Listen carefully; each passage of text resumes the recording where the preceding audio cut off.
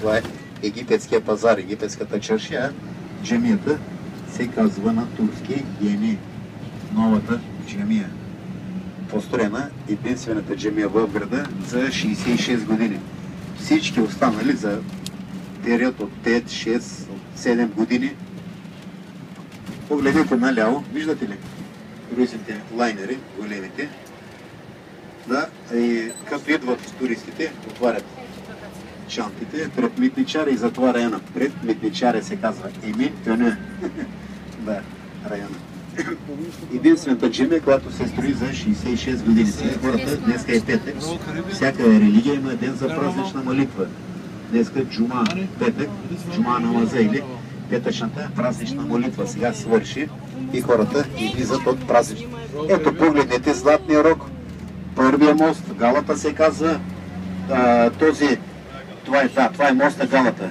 А другия за метрото сега се строи след него, който виждате, се казва Ататюрк. А след него следващия, от тук не се вижда, от него ние ще се върнем от третия, Халич. А в дясно, където знамето и корабчето с мачтите, там 3-4 мачти, там преди от тук до лайнера имало голяма верига, синджир. И тази верига, погледнете вляво, има една кула.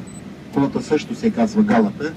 От кулата Галата, когато е било нужно, са пускали, са дигали този синджир. Или това е било 13-тия окръг на града, на Константинопол.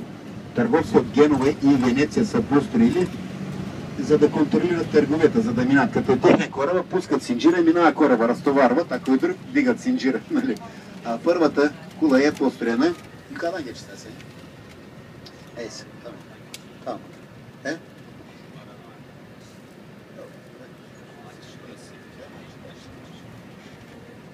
И кулата е построена първата, 6 веки, наричат